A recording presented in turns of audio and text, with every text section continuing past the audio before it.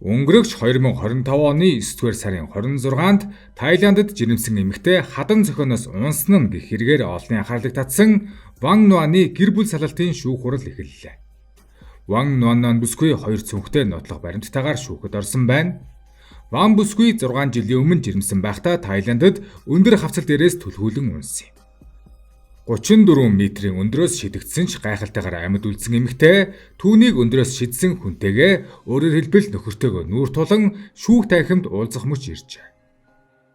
Бүсгүй 2016 оноос Тайландын нийслэл Бангкок хотод бизнес эрхэлдэг байж харин 2019 онд түүний нөхөр Ю Мовдун Тайландын Мэй Сот хотод танилан шинэ бизнес эрхлэх болсон гэж худал хэлэн хамтдаа тийшээ очиж уул талаар сайн алхаж дасгал хийвэл гидсэндх хүүхэд нь сайн божиж бас хүндрэлгүй амархан төрнө гэж удаан хугацаанд синхруулсны эцэст жирэмсэн ихнэрээ өөр хот руу авч явжээ.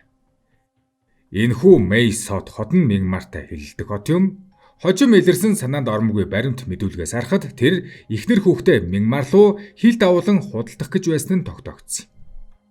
2019 оны 6 дугаар сарын 9-ний өглөө хосууд Тайландын Падин гих үндэсний цэцэрлэгт хүрээлэнд зугаалах үеэр жирэмсэн Ван 34 метрийн өндөртэй цохионоос унжээ. Тухайн үед Ван бүсгүй 3 сартай жирэмсэн байсан бөгөөд биенийх нь 17 яс хугарсан байна. Тэрээр эрчим дэмжлэгээний тасагт 8 өдөр мис засалд орж байж амьд үлдсэн.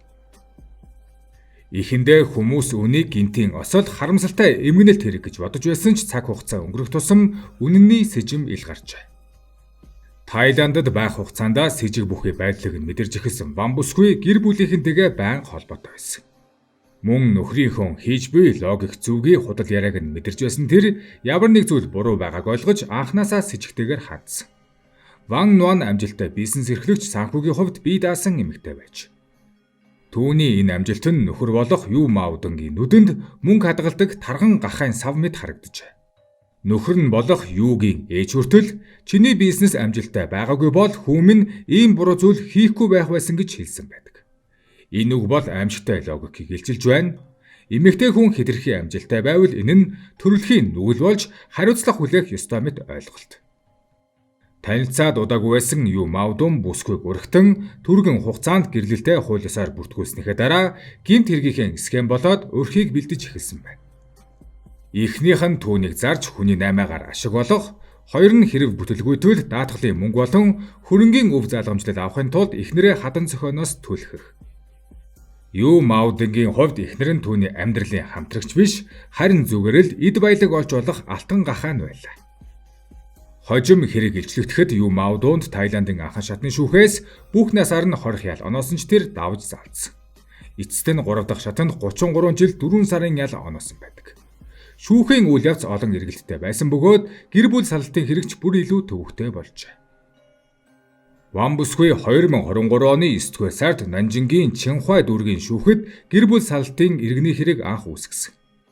Тухайн үед Ю Мавдун Тайландд ял идэлж байсан тул уг хэргийг гин буруутай итгээд гадаадад ял идэлж байгаа буюу гадаадад хоригдож байгаа хүний гэрлэлтийг анх удаа салгах хэрэг хэмээн нэрлсэн байдаг.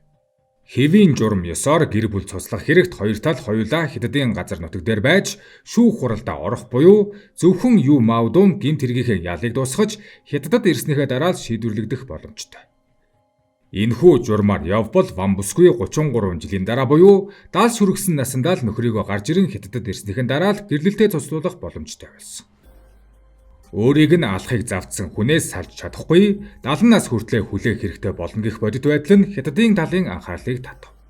Аз болоход олон талын хүчин чармаалтын үр дүнд уг хэргийг дээд ардын шүүхт мэдэгдэж гадаад харилцааны яамны оролцоогоор хэрэг урагшилж энэ оны 9 сард л шүүх хурал эхэлжээ. 2025 оны 9 сарын 26-нд шүүх хурал эхлэв. Нөхөр нь энэ үед Тайландд ял идэлж байсан тул тэр шүүх хуралдаа онлайнаар оролцов. Хэдийгээр шүүх хурал харьцангуй саадгүй болсон ч энэ нь Ван бүсгүйд асар их сэтгэл зүйн сорилт байлаа. Эхний шүүхийн сонсголын дараа тэрээр уйлж гарч ирэн энэ бол түүний надад хийж буй хамгийн сүүлчийн хорлол байгаасаа гэж хүсэж байна гэж хэлжээ. Энэ өгүүлбэр нь эмэгтэй хүн хэрцгий өчрөхлийн өмнө ямар арга барсан ч гэлээ тууштай байж чаддгийг мөн энгийн амьдралыг хүсэмжилдгийг илэрхийллээ хэмээн хятадын хэвлэлээр гарчээ. 2019 онд Ю Маодун эхнэрийнхээ гэрхаа байдлаас болж Мянмар руу түүнийг гаргах ажиллагаанд бүтлгүүцсэний дараа түүнийг хадан зохионоос түлхэн алж өв хөрөнгө болон даатгалын мөнгийг нь авахар шийдсэн. Ингээд Тайландын нэгэн дархан цаазад хүрээлэнд зугаалж байхдаа түүнийг түлхэн унгаасан. Гэхдээ бүсгүйг гайхамшигаар тэнд зугаалж байсан хүмүүс олж яаралтай тусламж дуудснаар тэр амьд үлдсэн ч гидсэн дэх хүүхдээ алджээ. Ингээд биеийн сайжирсныхаа дараа бүсгүй Тайланд болон Хятадын талд нөхрийнхөө хийсэн зүйлийн талаар мэдэгдэж хэрэг өрнөсөн юм. Урт удаан мөрдөн байцаалтын явцад нөхрийнх нь бүх муу мухай болохаа бүр мэлжлэгдсэн. Тэр цагаас хойш имчилгээ хийлгэх, эрхээ хамгаалах, хууль ёсны арга хэмжээ шударга ёсыг тогтоож авах нь бүсгүйн амьдралын гол зорилго болжээ. Тэр хүнд гэмтлээ даван туулж чадсанаар барахгүй сэтгэл санааны асар том шархаач даван туулж амьдралд дахин хүл тавин тэнцсэн. Хэдийгээр түүний нөхөр 2023 онд ялаа авсан ч гэрлэлтийн баталгаагаа салгах нь хамгийн хэцүү хүлээс болжээ. 2017 онд гэрлэлтээ батлуулснаас хойш тэр нөхрийнхөө мөрөөдө тоглоомын өрийг удаадараа төлж байсныг эргэн дурсаж хэвлэлээр ярихдаа түүний үгсээс хэдийн харамслын өнгө аяс арилсан байв. Тэр хэлэхдээ би зүгээр л энгийн хүмүүс шиг гэр бүлтэй болохыг хүссэн юм гэжээ. 2017 оны 5 дугаар сарын 17-нд тэр хоёр найзынхаа үдшилтээр танилцсан. Тухайн үед Ван бүсгүй Тайландд бизнес эрхлээд тодорхой хэмжээний амжилтанд хүрээд байж. Бүсгүй тогтвортой ажил мэргэжилтэйч тэр завгүй ганцаардмал байдал мэдэрдэг байж. Харин гинт итгээд Ю Маодун түүний гэр бүлтэй болох хүслийг нь мэдэж түүний араас эрчимтэйгүйсээр түүнийг өөрийн болгосон. Нөхөр нь хурамч диплом зэрэгэ үзүүлээ зогсохгүй амжилттай бизнесменийн хурамч дүрийг бүтээсэн байв. Тэд танилцаад 2 сарч болоогүй байхдаа буюу 2017 оны 7 дугаар сарын 15-нд Хятадд буцаж ирэн гэрлэлтээ батлуулсан. Дараа нь бүсгүй нөхрийнхөө хэн гэдгийг олж мэдэхэд нөхөр нь хизээж ихтэй сургууль сурч байгаагүй дээр олон удаа гэмт хэрэгт орооцолдсон мөн өмнө нь гэрлэж байсан бас мөрөдөө тоглоомын донтогч байжээ. Гэсэн ч бүсгүй амьдралаа бодон үүнийг төвчгөр шийдсэн. Энэ үед бүсгүй 30 настай байсан.